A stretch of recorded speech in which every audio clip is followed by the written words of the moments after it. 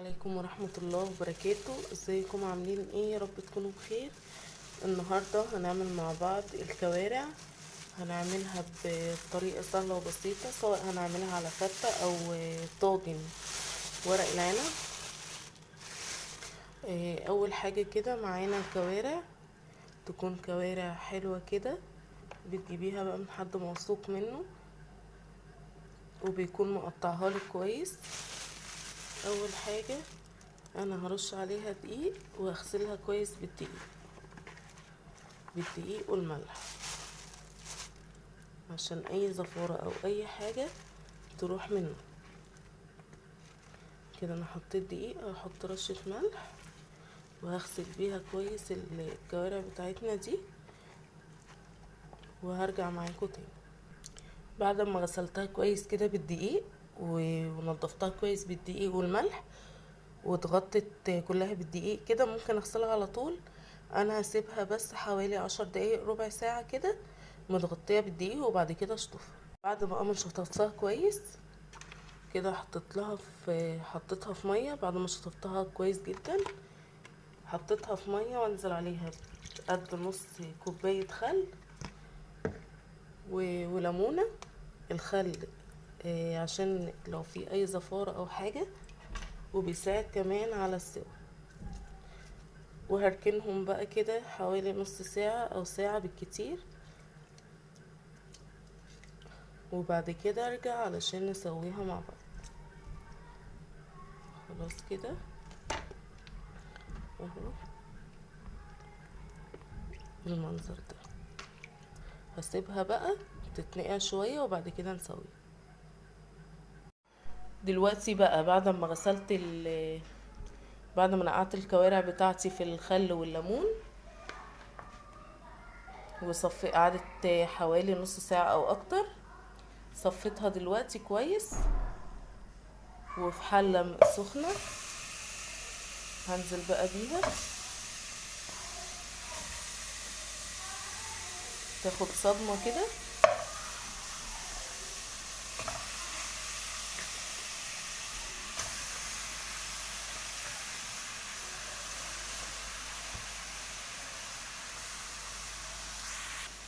دي رشة فلفل اسود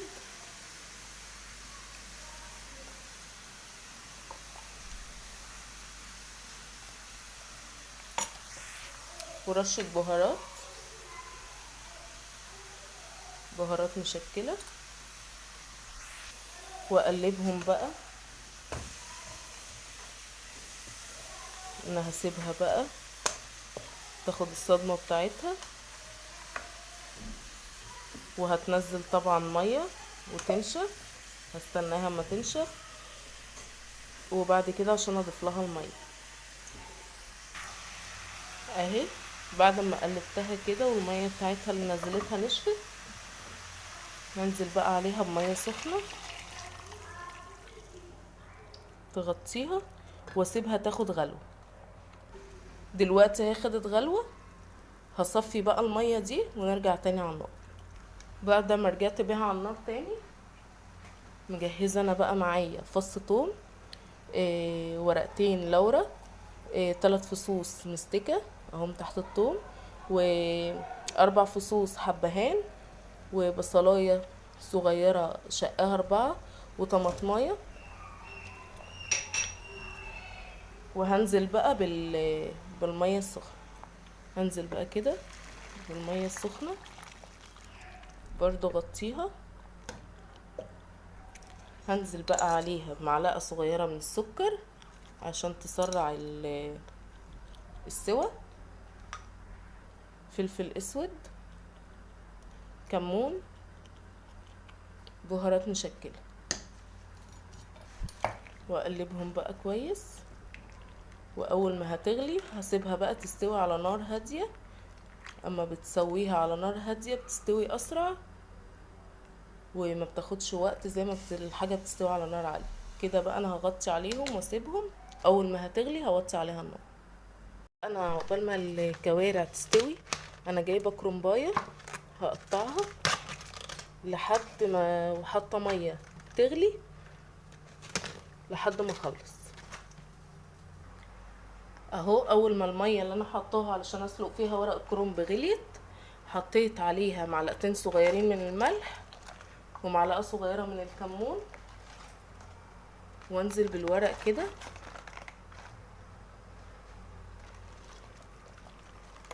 واغطيه بالميه، ومفيش دقيقه ولا حاجه، بمجرد ما يدبل هروح مطلعاه وحطاه تحت الميه الساقعه على طول، او تحت ميه الحنفيه يعني.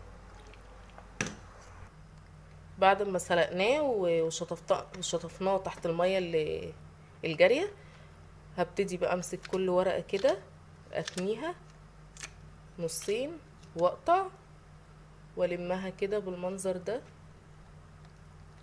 واقص بقى الحجم اللي انا عاوزاه، واحاول ان هما يبقوا مقاس واحد بالمنظر ده. هبتدي بقى الورق اللي انا قسمته برضو احاول اخلي كل ورقة قد التانية اهو بالمنظر ده، واحطه في طبق. طبعا انا كنت عملته قبل كده معاكم في فيديو لوحده، الكرنب ازاي يعمله من الالف للياء بكل التفاصيل، بالتفصيل الممل خطوة بخطوة. طبعا عملت التسبيكة، حمرت بصلتين كبار في سمنة بلدي او زبدة، ونزلت عليهم بالبصل. اول ما اصفر شوية رحت نازلة بعصير الطماطم، وحطيت عليه البهارات والمعلقة صغيرة من السكر والملح طبعا والشطة والكمون والفلفل الاسود اهو. دلوقتي بقى بعد ما قطعت الكرنب ورصيته كده جنب بعضه، وكمان عملت الخضرة بتاعت المحشي، قطعتها وغسلتها كويس، حطيت هنا اهو الرز على الخضرة عشان اعمل الخلطة، او الخضرة على الرز يعني، وانزل عليهم بالصلصة واقلبهم كويس عشان نحشي بقى بيه. بعد ما جهزت بقى الخلطة بتاعت المحشي بتاعتي اهي، معايا بقى الطاجن اللي هحشي فيه، دهنه زيت كويس، ومقطعه فيه بصلايه وقرن فلفل احمر وقرن اخضر، حطاهم كده ارضيه بتبقى ريحتها حلوه وبتدي طعم حلو برضه. دلوقتي بقى هبتدي امسك بقى ورقه المحشي بتاعتي اللي انا هحشي فيها، احط فيها حبه الرز والفها وارص في الطاجن اللي انا هسوي فيه داير ما يدور. اعمل كمان واحده وخلاص اهو بالمنظر ده. حطيت الرز وبلفها وبرجع احطها جنب اختها لحد ما نخلص. بعد ما حشيت الطاجن كله بالمنظر ده داير ما يدور، معايا بقى من الشوربه بتاعت الكوارع،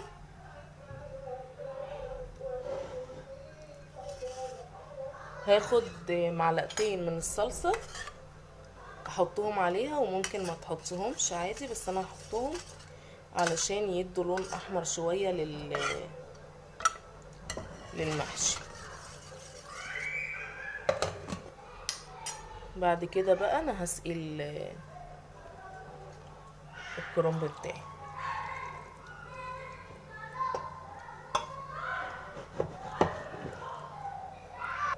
اهو،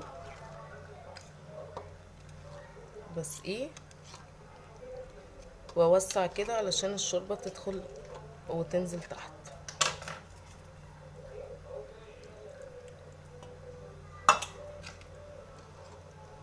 اهو. بصوا كده كفايه. انا مشغله الفرن على اعلى درجه حراره، وبقى ورق فويل، وهلف الطاجن بتاعنا ده كويس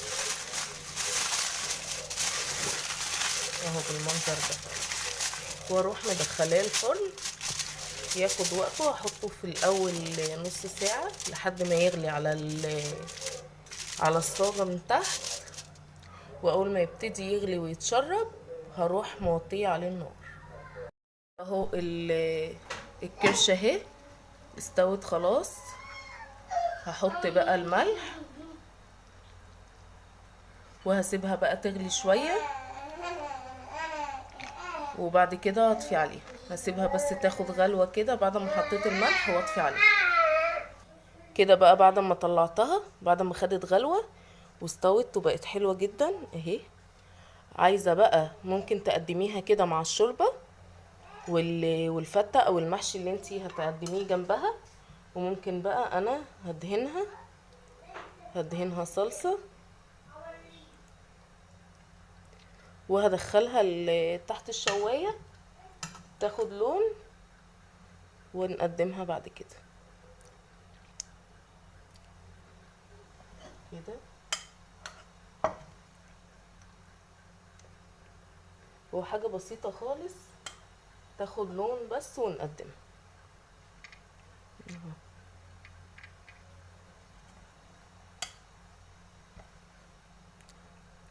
دي صلصة بتاعت المتبقية من المحشي او كاتشب او صلصة عادية من اللي بتيجي في البرطمانات دي اللي موجود. انا بس عايزاها تاخد لون